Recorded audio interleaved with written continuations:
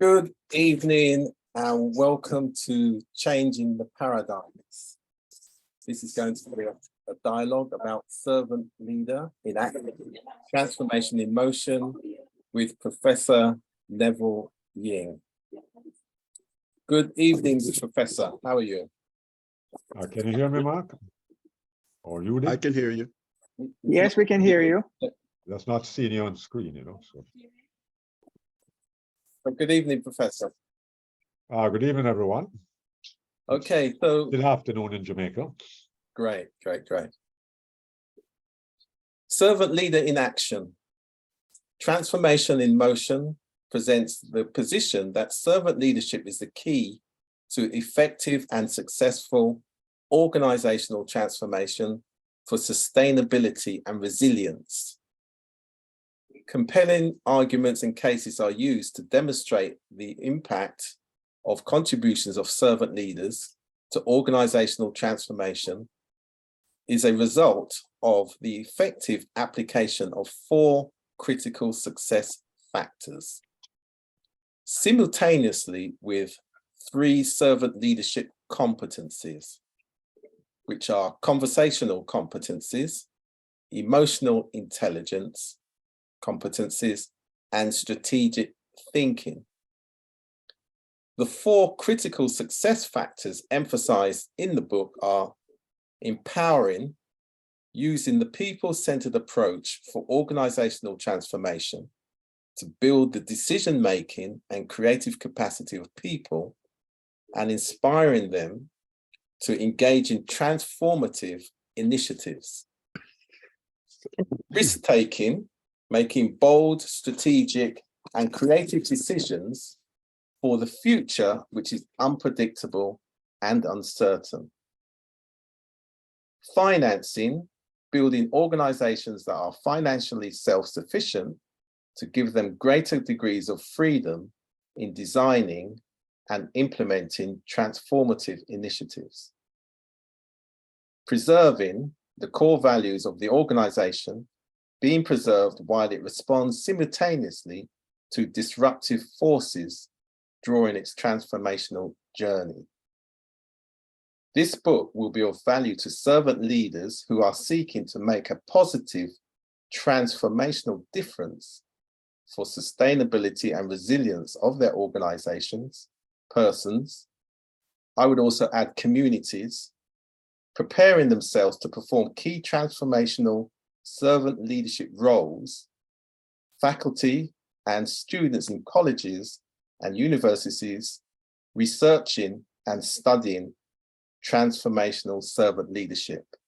That focus on universities to people like me are also important because what we expect from our universities is clarity and definition. So we'll be asking Professor Ying a lot more about some of the items I've raised there. So Professor Ying, I would like you then to just give your general overall response. And also I must add, it's Windrush 75 celebrations.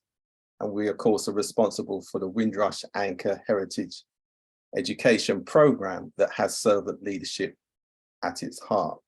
Thank you, and over to you. Thank you very much, Rudy. I think this discussion is very timely because as we said off screen, I consider the Windrush generation to be a set of servant leaders who took the trouble to come all the way from the Caribbean up to the UK to rebuild it after the World War. Quite an unselfish action, and one which should be recognized, both them and their dependents and their descendants. And so we want to bring all of that to center stage to make sure that their legacy is preserved and also that the servant leadership qualities that they demonstrate lives on. So I'll start by speaking about the kind of world we live in right now. And our lives are being disrupted by different forces, which can be summarized in 4 words: technology, pandemics, climate, and supremacy. And what is happening now is that everywhere you look in the news right now, you hear about artificial intelligence. You hear about big data, and you hear about nanotechnology. Those three things have just descended on us under the umbrella of entering what we call a digitalized world. In terms of pandemics, well, we all know we're still not quite out of COVID-19 and its variants. And climate departure, global warming. You're quite lucky. I don't think you're having the sort of heat wave we're having in Jamaica right now. But it cast my mind back to something that Cotter wrote many years ago. It's called A Fable of the Penguins that live on the iceberg. And they could not believe that the iceberg was going to melt. Well, all this is possible now with climate change and the impact of climate change and global warming. In terms of supremacy, all the major countries are now fighting for supremacy in technology, who can outshoot each other, who can be better at technology. And if you want to zero on it, you can speak about what's happening in Ukraine and Russia, who are at war right now, and all of us are feeling the effect of it. So we're into a kind of world which is being influenced by all of these four forces all at the same time.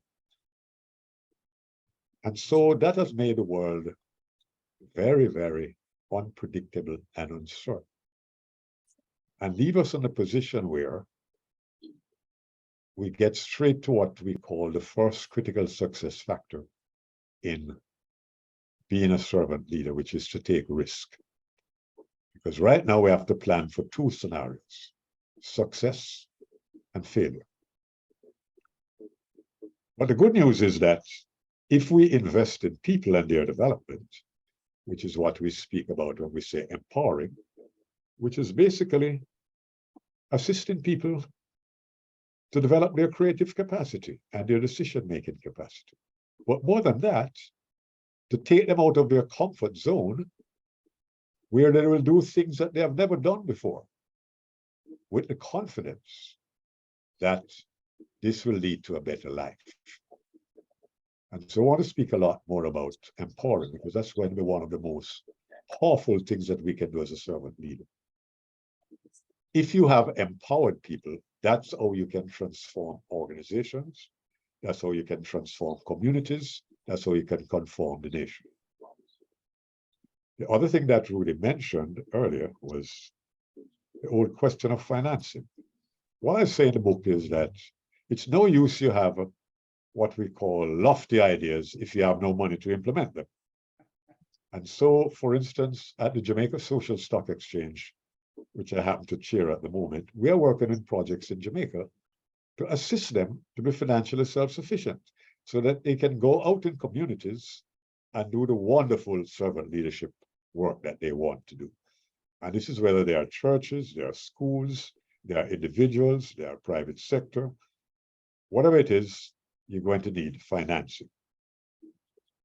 And very importantly, the next critical success factor is preserving. You can see what's happening right now when you don't have emphasis on what we call core values: honesty, integrity, trustworthiness. And if you follow what's happening in the financial sector, even Jamaica, you can see that, we have somewhere along the line lost our moral compass. And so it's very important that we get back to that area of preserving. But that has to be stitched together with what I call three important skills for the servant leader. And the first one is really, let's make sure I turn off this phone. Yes, the first one is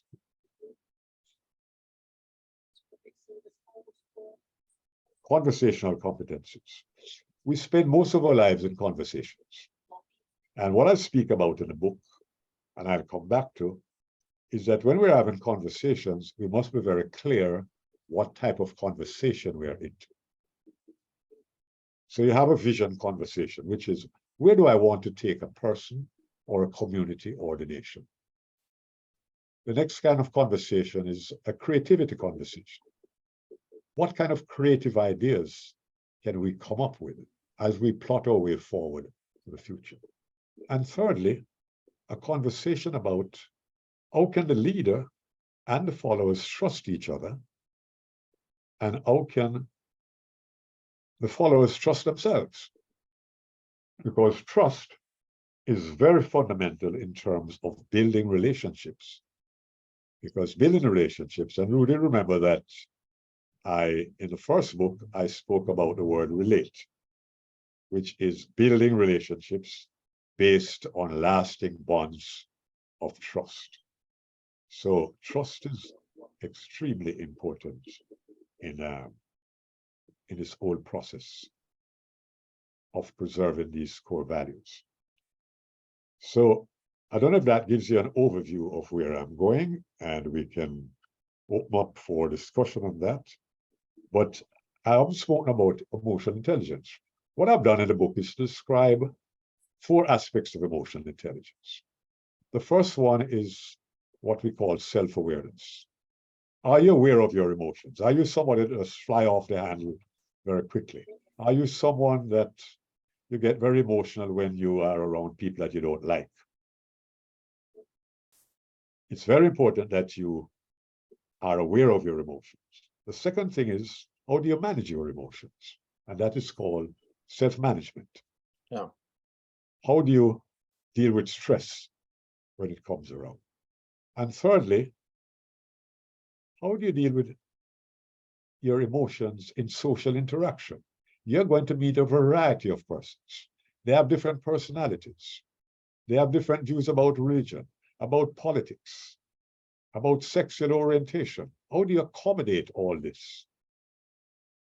And lastly, in terms of domain, how do you put all this together to build relationships within the organization and bring together all of those skills? Okay, so I'd just like to say a few words on that, and then I'm going to ask Dean Roden to come in and say a few words. The key thing, if we look at the overall plan, so what's the big plan? And you touched on that. So the big plan, overall plan for particularly the countries in the Caribbean and those in the diaspora who want to support them, is the national development plans. And those national development plans have 4 outcomes, which are also shared by the national diaspora policies. And they're general enough because it's all based on the UN Sustainable Development Goals. They're going to be broadly the same. So there's 4 shared outcomes. First one being human potential. The second one is security and justice. The third one is a prosperous economy. And the fourth one being a healthy environment. And I guess everybody could broadly agree on those areas. And the other element that you touched on that we speak about is the 21st century cultural learning and skills. And those skills being collaboration, communication, creativity, and critical thinking. And why we've added culture, we describe this from a servant leader perspective. Culture is an unseen strand that binds people together. And in competitive markets, commerce follows culture.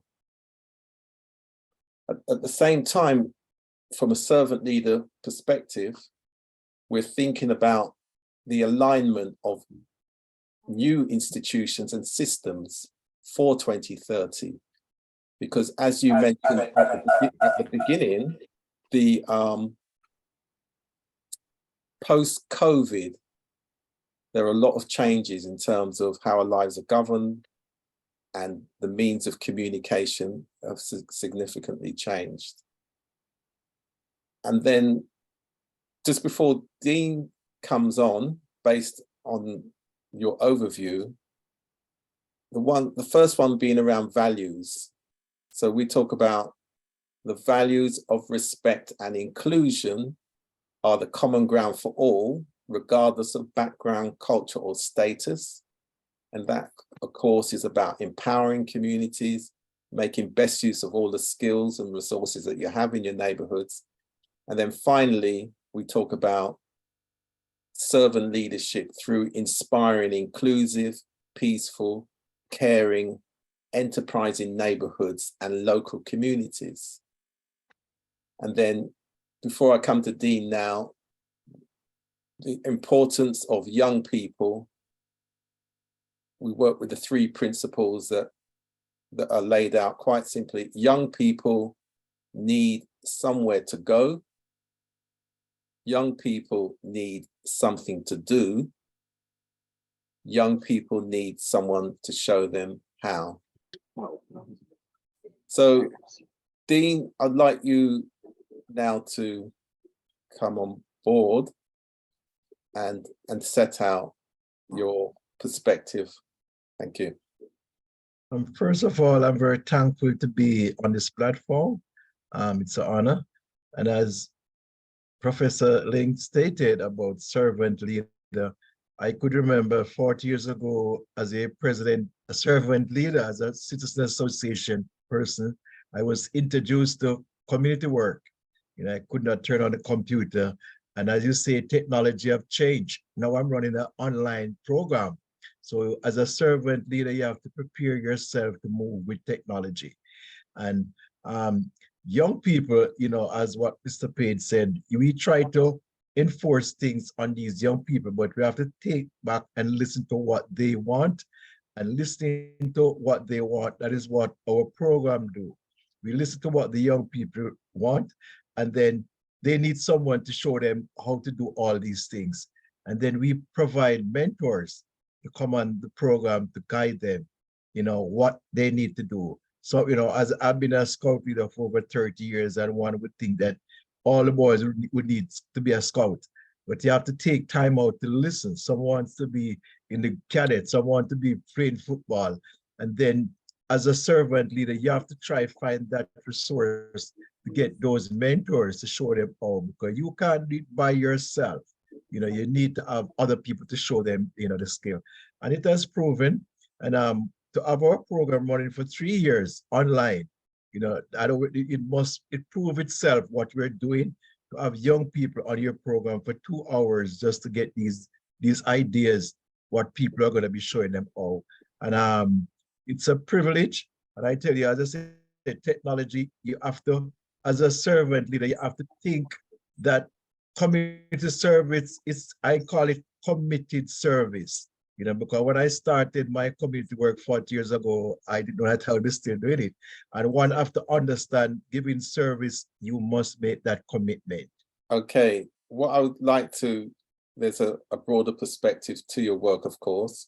The work of Dr. Lola Ramakan, Professor Ying mentioned about values. So there's a program called Community Helpers, and that's about the values of the young people. So Dean, could you just say very quickly something about, again, back to the Windrush Anchor Festival that was in Augusttown, and that collaboration and that building of trust between the UK and US, that Professor Ying mentioned, then to be able to then deliver a festival in Jamaica. Yeah, and I tell you, education, I want to thank you, Mr. Page, for even educating myself about the whole Windrush. Because, before the Windrush came to Augusttown, a lot of people didn't know fully much about the Windrush. And today the Windrush is, everything they talks about is the Windrush. We had the privilege of taking the program in Augusttown, and we said, why not anchor the ship in Augusttown? And we anchor the ship. We take an anchor as a symbol of the Windrush, because one would not understand what Jamaicans have done through the Windrush program. The ship didn't just went to England. They went and we have the doctors, the lawyers, and they branch off to different states. And that was the awareness that we did in Augustown. And we recognized people who were great community servants. We have given over 200 members in the 5 communities who have been serving, and that's what the Windrush is all about, to empower people who leave Jamaica and build other parts of the world, because they might leave Jamaica and they go to England and diverse. But the Windrush was an highlight and opening up to a lot of people in those communities what Jamaicans have done over the year. And we did a fantastic job in exposing that in the Augustown. Thank you. So the Windrush era really is between 1948 to 1971, 73. And of course, we now talk about the Windrush descendants. So they didn't, of course, just come to the UK. So many people went to USA, Canada. Many people came from Jamaica and the wider Caribbean to UK, and then for various reasons left the UK, went to the USA or Canada. So that's why you do have a lot of families that cut across all of the diaspora jurisdictions. I'd now like to really go over to Mark Millwood. And Mark, for you to just give your perspectives, given the type of work that you're doing on that technical project leadership, Lean Six Sigma territory, and how the servant leadership principles that have been outlined by Professor Ying would apply in your area of practice. Thank you.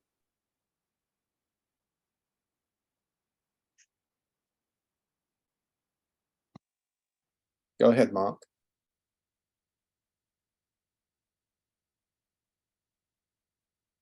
Are you hearing us, Mark?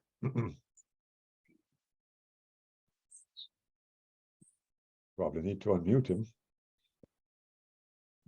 Mark, are you there? Okay, Mark's not available. We'll wait for Mark to come back on. I'm sure he heard what I said, but we can't hear him. I think I'm going to go across to Rupert. Rupert, I'm going to ask you to give your perspective, just a bit of, tell us a bit about yourself, your perspective, and then a response to Professor Ying. Thank you. Well, I share so wholly the perspective of Professor Ying. I am from a lowly area of the country areas, and my time has been dedicated in helping young people to develop their own perspectives and to develop their skills, and to point out to them that they have the potential, they have to believe in themselves, and to show them that there is personal care in them as people, so that they can develop themselves and trust what is being given to them. I have been privileged to see great successes from those that I've helped over the years. I was also privileged to lead them to different parts of the world where they could see other people and to recognize that the world community is merely a little larger than their own communities, and that people are people wherever they are, and that they deserve respect and concern and care and help. So that largely has been one of my aims, to help people to respect other people and to develop their own personalities, their own skills, and to recognize that each skill is important, might take some time to develop, but that it will get to the point where it needs to be. So help to build self-confidence is one of the important things as we go forward. Thank you for that. Baratunde, I'd like to come to you, then I'll come to Ilse if you're there. Just yes, sir. Tell us a bit about yourself and your involvement. Okay. Well, I'm a healer, herbalist, and I've been doing this for over 30 years, 35 years. And we should tour around the U.S., across the country on the big expos, wellness circuit. And we touch a lot of people around the globe. I make a product. We have a manufacturing company. We create herbal tonics, and they have spanned the globe in over 60 countries with no marketing, no advertising, just word of mouth. And we've been blessed to have an extension of our wellness ministry here in Belize. And we've been here for over 11 years, going back and forth, touring from around the country and states. And when COVID hit, we were here with a client, and we couldn't get out and couldn't get into the States. So we just packed it in, all our lab, office, and manufacturing facility, and moved to packed it up on a container, and moved it to Belize. We've been here since, focusing on building our residency resort, so people can come here and transform their lives and unplug from the mayhem in the States or wherever they are, and to get a new lease on life, to experience the adventure wellness that we have here in Belize. Also, for the youth who are stuck on the concrete jungle, just give them a place to really unplug and really touch the earth and see what the wonderful world that Most High have given us, so they can get a change of perspective on life and living, and have a new sense of direction. So here we're building a resort for the youth as well as our adults, that deals with the jungles, the caves, the islands, the beaches, and just really touch Mother Earth on her basis. And we are seeking to expand the operations. We got horses here now. You know, we have about 10 horses. We're expanding to our pastures here, and tree houses that we're going to be building pretty soon, and a marina that we plan to build out eventually, you know. So we are in position of looking for financing to have a sustainable wellness resort for our people. So far, we've been self-financed, but now you get to the point where you really want to expand and do it right, and that's where we're in the market for putting out finance marketing campaign for our resort here. And we're living here in paradise. We love what we do, and here we are. Yeah. So just before I go to Mark, could you just quickly tell us what are your leadership principles? Because you've got quite a substantial operation, lots of different systems and peoples. Well, for one, putting God first in your life and be led by Spirit. And when you give up your ego and the I syndrome, and think about the people and what the people's needs are, you will get the answers from the Most High to direct the proper leadership to lead people down the path of righteousness and health and wellness. When my calling is it's for the health and wellness of people. I'm doing what I've been called to do, and being what I've called to be. So everybody has their path cut out for them in their lives. And my leadership is the wellness and the unstressfulness of people, and also the youth who have a one perspective of life in the States of what they're dealing with. So I want to give them, like I said, my leadership is to help people with on a new direction of life, and the preservation of their health. Leading the health banner is where I'm at. Great, thanks for that. Mark? Yes, can you hear me? Loud and clear. Yeah, sir. Okay.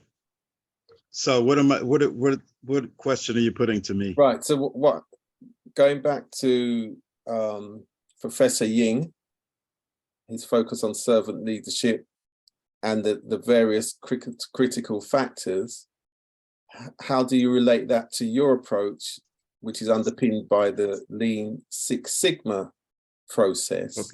Okay. Well, we're going to change that name from Lean Six Sigma to Accelerated STEM. Maybe we might want to say Accelerated STEAM.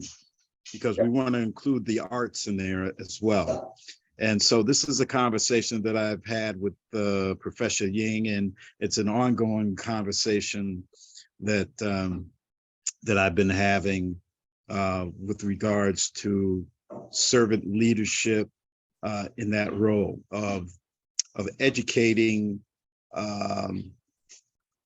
the workforce towards developing the skill sets, or the skill set that can be added to servant leadership that will enable the individual to function in that servant leadership role in a transformational capacity. You know, in my particular case, I have had an interest in servant leadership with regards to workforce development in, for instance, the Jamaica Logistics Hub, which then transferred the focus into health care and improving the healthcare system. So, you know, on the basis of servant leadership, and from the standpoint of the various roles that I've played in providing services of my skills in photography and media and supporting various initiatives, you know, with that skill set, and in and of itself, I am still primarily an engineer that is focused on providing a direction in workforce development and applying and now I'm going to say the STEAM principles that can fit in be integrated with servant leadership and transformation of not just organizations but industry. And I want to emphasize that, you know, because we've been saying a lot about organizational transformation, and I want to add into that industry transformation. And I would invite Professor Ying to comment on that. Yeah, because that's a very good point, Mark. Just before Professor Ying comes in, I'd like to say you've actually raised a couple of key things, particularly around workforce development, in which we need to do a lot more work around that post-COVID and the recovery. Because during COVID, especially when it came to the healthcare systems, there was a lot of mistrust. And what we, here in the UK, what we had to do was put together what we call trusted messengers. So that was people from the African and Caribbean population groups, you know, doctors, scientists, faith leaders, community pharmacists, nurses, all these people to help with ensuring the community was informed, reassured, so that they can make their choice. Because the inequalities impact on COVID was quite significant in terms of the community. So one of the key messages was the workforce is the community and the community is the workforce. And that is a lesson that has been learned, especially in the large complex organizations, health organizations, where there's a lot of employment from our community in those systems, but might not have necessary power of leadership and direction. But there is inequalities when it comes to access of services. So some of the transformational work that is important is around what we call the critical systems of communication and accountability, roles, responsibilities, peer relationships, those types of things. And I think adding the creativity to the STEM, as you mentioned, is important because we're back to those skills again around creativity, communication, collaboration, because that's the best way to solve complex problems, is to be creative and you know, get the best out of people and their ideas. But you have to formalize it, of course. I also wanted to add, when I say that I've shifted my conversation about Lean Six Sigma, which is the strategic discipline of process improvement in organizations, that I'm trying to rebrand the language to address accelerated STEM, an accelerated STEM program or STEAM program, because it's all aimed at developing a workforce. And there's an existing workforce that we cannot entertain four-year STEM education. We have to address what is needed with this present workforce and put them on an accelerated pace. And, you know, in even taking people that don't have a science technology background and teach them the concepts of STEM, STEAM, in a matter of months versus years, which we do now in the United States and many of our accelerated STEM programs. And this is where some of our creative teachers and creative the prerequisite is a high school education. You know, so that, and so with a high school education, you're teaching an individual accelerated, and I'm going to say it, project engineering principles to make a significant impact on organizational transformation. You know, that is key, because with as little as 6 to 9 months training, you can train an individual to make a significant impact in affecting quality improvements in an organization, cost improvements in an organization, significant productivity improvements. And, you know, that this is all addressed to achieving bottom line profits in an organization. So yes, we want to embrace this accelerated STEM idea. And as you do know, STEM is now the and I want Professor Ying to also talk about that, because we just recently had a major STEM conference in Jamaica. Yeah. And I know Professor Ying participated in that one, and he also led the first one. This is the inaugural. I attended the inaugural program, and but I would definitely like to hear from Professor Ying on this second program that I did not attend.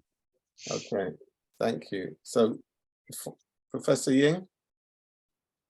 Well, there's a lot to comment on from the different speakers. So let me start with some of the points that I heard and refer persons to the different sections in the book that deal with it. The question of values, that's adequately dealt with under the critical success factor called preserving core values of the organization, because the task that organizations have now is how do you respond to all these disruptive forces and at the same time maintain your core values? And so that's what that chapter deals with. And so I appreciate that point that was made. The second one was about listening to young people. So I would draw your attention to a number of points that was made in the book under the area of conversational competencies. And there are two major points made there. The first one is that it's more important to develop the skill of listening rather than the skill of speaking. because largely as a servant leader, you're going to do a lot more listening rather than speaking. And I draw examples that I've had in the international forum, you know, from the International Labour Organization to United Nations, where I had to learn to listen for 90% of the time and speak for 10%. And so I make that point in the book, you know, drawing on those experiences.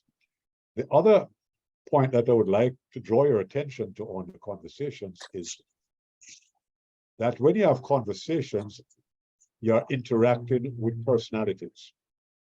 My personality is interacting with yours.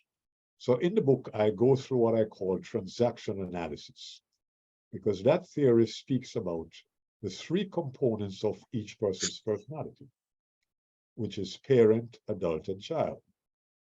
And the worst thing you want to happen when you're dealing with young people is that you're speaking from the point of view of parent and expect them to respond from the point of view of a child. That's going to be a breakdown in that conversation. The task of the servant leader is to move that conversation to an adult-to-adult level.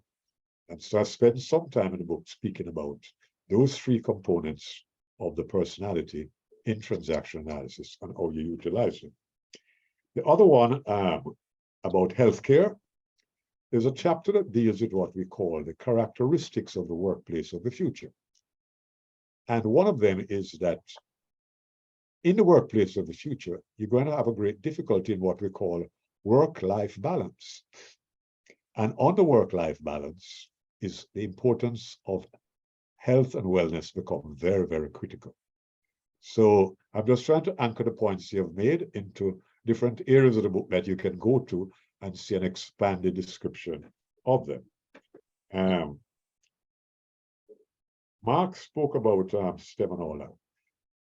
In the chapter that deals with strategic thinking, I spent quite a bit of time talking about the competencies that both the leader has to have and the competencies you're going to need for strategic thinking.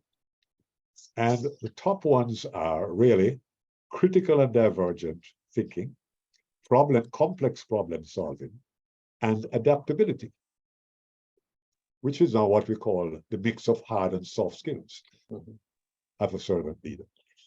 And if you wanted to know how important adaptability was, check what we had to do in COVID-19. We had to learn to adapt very, very fast to this new situation. So can I just add, there's one other area point. I think you touched on it, but if you could say a bit more about disruption, some of the disruptive forces that are in our systems, bearing in mind that we do know conflict is necessary sometimes in order to achieve the goals that have been set or even maintain values.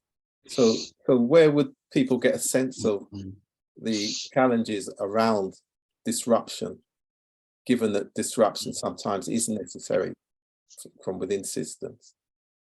Well, I speak to that from two angles. One is what is going to happen in the transformation of education in the country. That's very, and I spent a lot of time in that chapter on strategic thinking talking about that, because when you speak about STEM, for instance, that Mark is talking about, you have to put it under the banner of what we call holistic education, where you're paying attention not only to academic performance, but more importantly, to the personal and social development of the student. And that again comes back to the whole thing about values and character building and all of that. And that's why you hear people talking about STEAM and STREAM. What they're really trying to do is to put STEM within the context of holistic education. Yes. And that's what I speak a lot about. And there's a whole section in the book about education transformation, because the education transformation is going to be very key in terms of how you get all this going. Whether you're going to be dealing with STEM or TVET, you always have to be focusing on the personal and social development of the individual. Because the last thing we want are bright people who are criminals. Right, absolutely. And into scamming. Yeah. and into fraud and into unethical behaviors. Yeah. So that So again, although that we want to value. be knowledge is savvy, we can't miss out on the personal and social development. So I speak a lot about that. Mhm. So Right. I'll conclude there and then get some more views, and then I'll comment again. Okay, so we're coming to the end. So I'll give our guests an opportunity if there's any points they would like to add or any questions you'd like to ask Professor Ying before we close this particular program. So You know, Liza, time flew so fast. It's just a very healthy discussion. Absolutely. Okay. Right. So no questions. Yeah, Just very quickly, Dean, just a question, please. Yes, yes, Professor. Yes, where the community development is concerned, Professor, what plans are there in that Augustine era? Is there any plans for Augustine era? Where? Well, Augustine always have several projects going on. There's a film project going on. The churches have different things going on. So Augustine is rich with activities. And some are being conducted by different kinds of organizations. You have the church down there. You have the Mona Social Services. There's just a lot happening in Augustine. You have the Peace Management Initiative. And what I encourage persons from the diaspora to do is to work in partnership with all of these organizations that are there, because they're on the ground. You're not there all the time, and it's good to work with them. So Augustine is rich and ready for interventions. Okay, thank you. So, yeah, Mark. Yeah, I didn't get an outcome or any information relative to an outcome from the most recent STEM conference that Micro University College facilitated. Is there any videos or any reports on the outcome? And what is going to happen, Mark, is that the college has a section called the Institute for Technological and Education Research. That unit, after each conference, puts together the major outcomes and actions to be taken on them after the conference. So Professor Hutton and Sandra Alvarenga are the two lead persons from there, together with Mrs. Gibson Baker from the Math and Science and STEM section of the college. So there are three persons you can contact. I know they're putting a report together now as we speak, but that's normally the follow-up. They did the same thing for when I had the International Math Summit. There is a whole document that describes the outcomes and the expected actions from that. And where your program fit in, as we discussed, is to take that large number of people who are out there in the field that are going to need this accelerated program.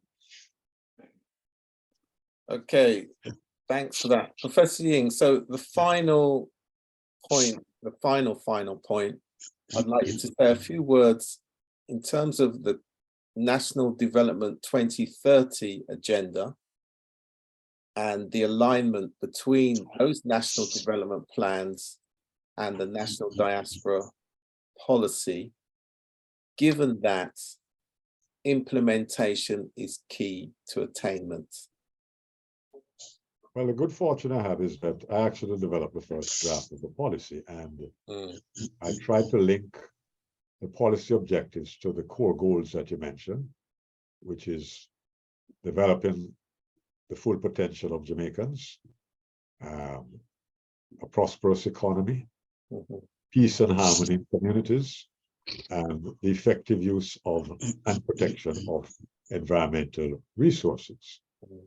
The Planning Institute of Jamaica is going to play a very large part in that, because they're the ones who actually manage and operationalize the 4 core goals. And by the way, they are linked to the 5 clusters of the United Nations Social Development, SDGs, Sustainable Development Goals, Right.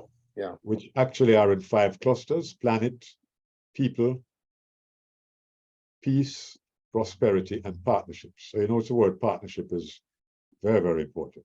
Yeah. What I'm encouraging the ministry to do, and that is the Ministry of Foreign Affairs, is to now have an accompanying document to the policy, which is a 5-year action plan. Because in that action plan, you're going to see how we operationalize those policy objectives into real actions that the diaspora can see now. What is the role of, like, you know, the Global Council, the Global Youth Council, and so on, and the diaspora at large? How can they engage in that process? And how can they make the action plan become alive? So as we speak, I know the International Organization for Migration is working with the Ministry of Foreign Affairs and also the Planning Institute of Jamaica to try to get this action plan going. Great. So we're hoping, I'm pretty sure there will be some consultations, because obviously the 3 jurisdictions of UK, USA, and Canada, their systems and those people who want to be involved in Jamaica. Well, certainly that was a model that I used in Grenada, which was to involve the diaspora in all the consultations while we develop the action plan, so that by the time you start to implement, everybody has ownership of the plan. Absolutely. So everyone's being seen as a key right. stakeholder, but it fits the overall plan. Great. So before I close, I just really appreciate the persons who have joined and given their practical perspectives. I'm very happy that there are people actually out in the field that are actually putting, you know, these leadership principles into practice out there. Yes. Which is very, very encouraging, so that the thing does not really, you know, remain under the auspices of what we call theoretical concepts, but really things that are in real operation to affect the lives of especially vulnerable people and at-risk youth out there. Absolutely. And we're also hoping, and I mentioned at the beginning, that from the academic world, we do look for clarity and definition as they advise policymakers, but also what that does mean that we do need more research in our communities and in the neighborhoods in terms of where we are now, where we are today post-COVID. We certainly need much more research information post-COVID. Rudy, just send me some bit of information. Apart from the persons involved here, are there other persons online or on screen? Yeah, there will be. Everything's going to be rebroadcast. Oh, okay. Right. Okay. Can you tell us where people can get your book? Most importantly, Servant Leader in Action, Transformation in Motion. Yeah, it's on Amazon.com and it's in 3 versions: hardcover, paperback, and e-version. Also, if you're in Jamaica, you can contact me and get copies of the book. Right. Would you like to give an email address or telephone number? neville.ying@gmail.com. So if you'd like to contact Professor Ying directly, neville.ying@gmail.com. And in fact, Rupert has his hand up. So we're going to go back to Rupert before we close. Rupert, over to you. Rudy, I'd like to congratulate Professor Ying on his continued efforts to lead in this direction. We do appreciate the efforts he has made so far, and I'm personally appreciative of the fact that he's continuing to give guidance and leadership. Rupert is, of course, very biased because he was my batchmate in college and at university. Trevor, I haven't heard you at all, Trevor. Another of my college mate. So could you repeat that, Neville? So yes, Trevor, I haven't heard from you at all, Trevor. Trevor, is there something that you would like to say? Before we go. In a listening mode, because I have got a project that I wanted to put on the road called Java, which is Jamaica Attitudes and Values Alliance. And I'm gathering the information to do this. Right. So I'm doing a lot of listening and reading right now. And as Professor Ying said, a lot of conversations are conducted by people just listening. And I listened this evening and I got a lot of information. He has also said that, networking is so important, relationships are so important. I didn't even know that there was a Jamaica Social Stock Exchange. And I think you're chairman of that body, Professor Yes, Ying. I am. And what's And very important to the other members is that we're going to be launching what we call happiness clubs in schools in September to Excellent. deal with anxiety, depression, suicidal tendencies. So, Well-being. Very good. I'm pleased to hear that, Professor Ying, and hopefully these programs that you're talking about will be outward looking. we actually raise funds for them in December in a telethon, and so we have 3 projects out there. One is going to deal with violence in schools, and the other, of course, will deal with, as I said, anxiety, depression, and suicidal tendency among young people. And the third one is dealing with how we can use music to turn around the lives of people from crime and violence into new pathways. So those are the 3 projects we're working on. And there's another big project coming on called Project Star, which is going to be a $2 billion project that's going to be starting up in 10 communities again in September. So the Social Stock Exchange will have its hand full by the end of the year.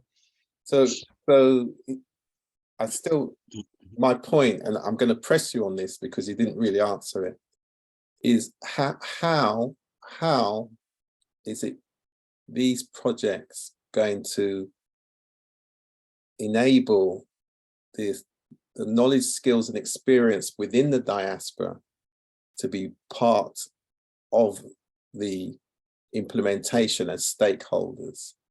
And this is still one of the biggest challenges. Well, just to give you an example. You have, so if you can set that out, I'd be grateful. Well, it goes by location. Most of the people are involved are really from the Northeast USA. In fact, they were very instrumental in formulating these things about happiness clubs. Okay, Because good. their research show that when you use the word guidance and counseling, the children in school shy away from that because it's kind of put a stigma on them. So they have come up with this thing called happiness clubs, which is a lot more receptive. And so I want to thank the diaspora members in the Northeast especially. The diaspora, especially in all 3 locations, are very big in the healthcare sector. So the health and wellness part of what we're doing, that is very tied to the excellent work that the diaspora. Right, so, but are they, I guess I'm still pressing you, are they integrated in the delivery of these programs? That's the challenge that we have is the diaspora will initiate, get involved in the early stage, but it's to see their actual involvement in the delivery. And I guess that's really the point I'm asking is. It varies, like the happiness clubs, which is on the, what is called Choose Life International. The diaspora is going to be involved in both the formulation and the delivery. Okay, great. Well, we'll look out for that. Right. But if there are other persons that are listening today who want to be involved, just let me know. Yeah, excellent. Dean, just go over to you very quickly. Yeah, quickly, I just want to add that, Professor Lee, like myself, I have a foundation, Let's Talk Under the Reggae Tree. I have been hosting all the meetings in Augustown for the past 3 years. Rudy, the UK diaspora has been hosting, we did the Windrush. And, each time they mention something about Augustown, I never hear them mention about what role they, making connection work, the UK diaspora.